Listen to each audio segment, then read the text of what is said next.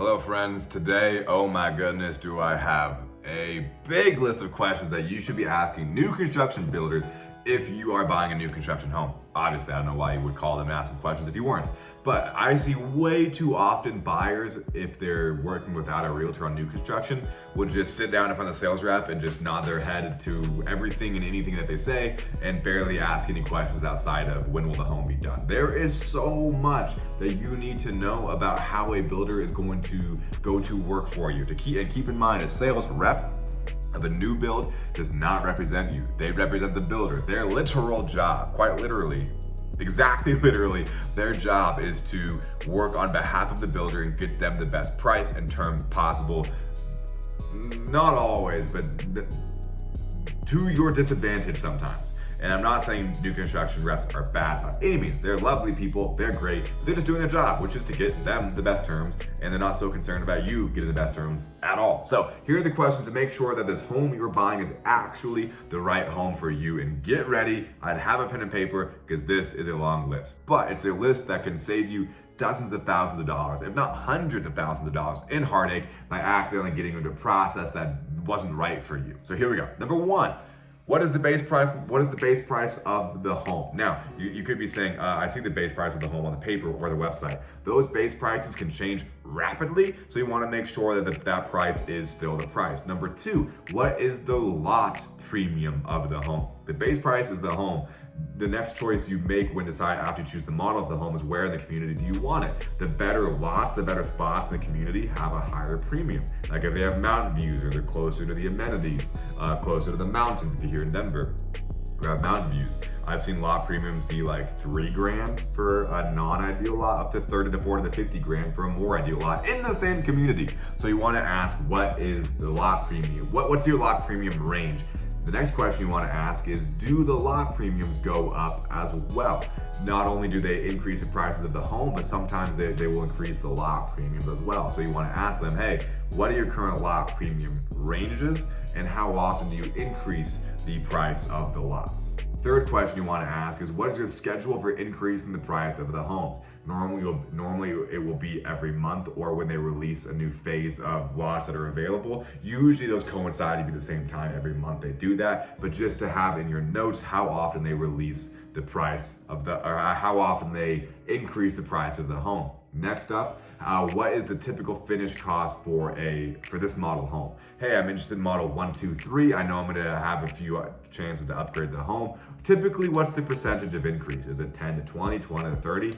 Just to know generally how much you can expect the price of the home to go up with upgrades. Now, those upgrades are not all cosmetic. Those upgrades could be premium paint jobs on the exterior. They could be stone or other aesthetics on the exterior. Could be getting a patio built in the front. There's a lot of opportunities to upgrade the price, to upgrade the home and the price outside of just cosmetics. Next up is about basements. You may want a basement, you may not want a basement. So you want to ask them, hey, which of your models have basements? Are those basements optional or are they required? Are they optional? Can I have it taken off? Do you guys finish basements? What do you cost to finish a basement? The cost of a basement, the cost of a finished basement, two different things. It may cost 30 grand is to add the basement and then cost 30 grand to make that basement livable. So it's 60 grand. So you want to know if the option for a basement is there and how much does it cost to finish it. Here's another important question. Now, what point in the process do I know the final cost of the home? At what point in the process do I know the final cost of the home? Because there's multiple opportunities for the price to continue to go up. Lots, so we talked about lots a little already. You want to ask them, what is the process for claiming a lot? Is there a wait list currently? Do you have a few lots available that I could take right now? If there is a wait list, how does it work when it's my turn or the lot is released? Let's say you want lot number A and you're number 3 on that list. Does it just, once that lot becomes available, do they offer it to person number 1? And if they say no, it goes to number 2. If they say no, it goes to you. Or is it a free-for-all and just first come, first serve, that they send out phone calls, the first one to call back is the one that gets the lot? Or do they do an offer base where they release the lot to all people on the waiting list and they say, hey, write your best offer for the home and the lot and we'll choose our best offer? That one's less common, but it's happening right now in 2022. It's annoying, but it's happening, unfortunately. So you want to ask them, what is the process for claiming a lot? And they can answer that from there. So you want to ask the question, what is the process of claiming a lot? Is there a wait list? Once that lot is released / it's my turn, what does that process look like for me being notified and me being able to claim that lot? Next up is in regards to your deposit. Number one, you want to ask is once you say, hey, I'm going to buy this home, and you're about to sign the contract, you're required to put down a deposit. I've seen the deposit be as little as $1,500. I've seen it be as high as 20 grand, sometimes even higher. So you want to ask, how much is the deposit? Does that deposit go towards my closing costs? 9 times out of 10, 99.9% of the time, it will go towards your closing costs, but you want to verify that. Number 3, is the deposit refundable if I have to terminate for any reason?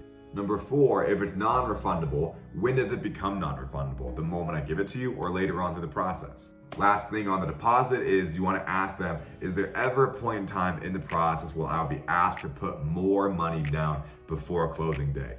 Usually you'll just pay your deposit and then you'll cover the rest of the money with your lender or cash, whatever you're doing to pay for the home at closing day. But you want to ask if there's ever a point in time where they want more deposits. That's something you need to know.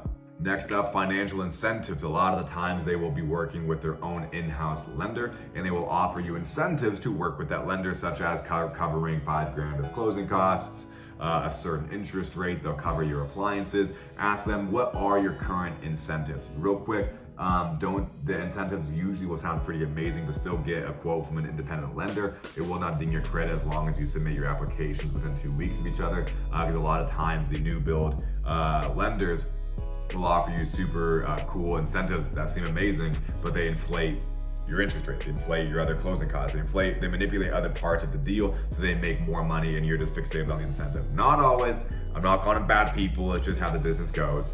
So you want to ask if they have incentives, what those incentives are, but then still get your own independent quote, because I promise you the incentives will likely sound amazing and you're gonna want to take them just based off that, but still get a quote and do your homework. Next up is taxes. You want to ask them what the tax rate is. Is it 1% of the home, 1.4%? And what is the HOA? How much can you expect to pay in HOA fees every single month?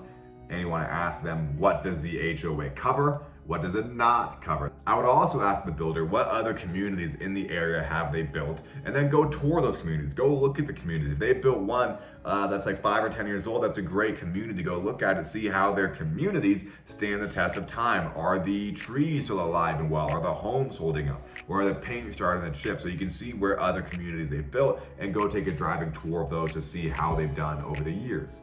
What does their landscaping include? Landscaping is one of the most expensive parts that you can add onto the home and start adding some landscaping. So ask them, hey, that model home is awesome. It's got a beautiful lush green backyard, all the bushes and trees. Does the base price include those, or what is included or not included in landscaping? Ask them if you can have your own inspector come along. You want to have I highly recommend bringing your own inspector to look at the home a couple times during the closing process, because builders are humans. They are rushed, and especially right now in 2022, they're understaffed and they have a lot of buyer demand, so they have pressure to build homes faster than ever with less staff than they ever have had. They are doing their best. They're some of the hardest workers, those construction workers I have ever seen.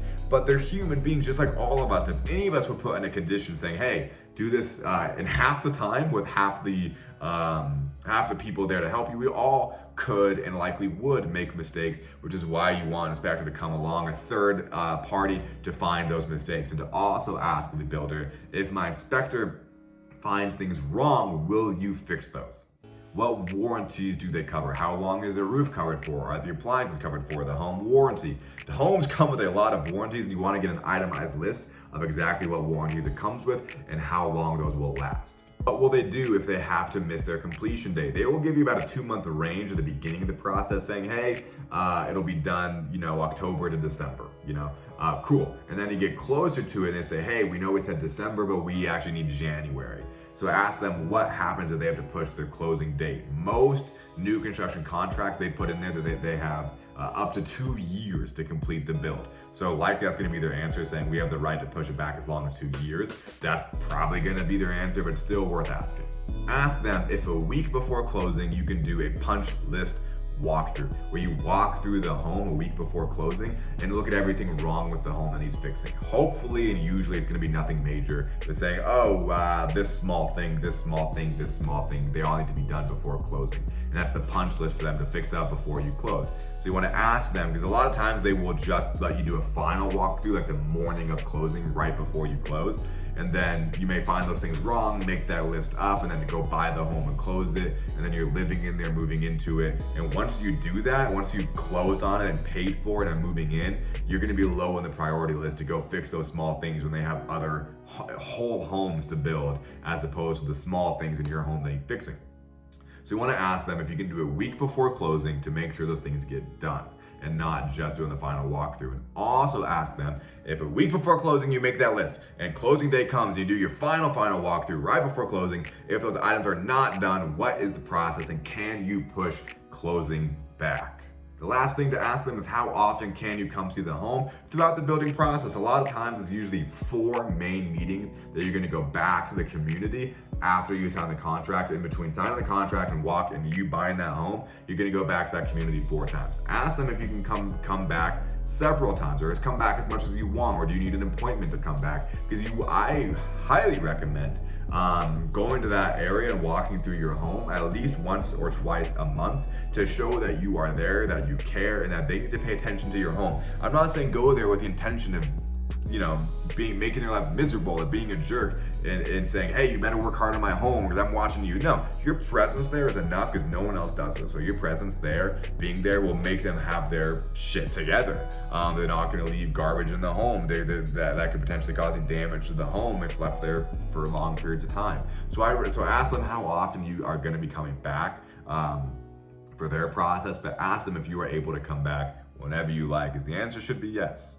Well, there we have it. Those are most of the questions I recommend you ask a new construction builder sales rep to decide if this process, this community, and this builder is right for you. Now, real quick, is it ideal to ask all these questions? Yes, I think it is. I think it is.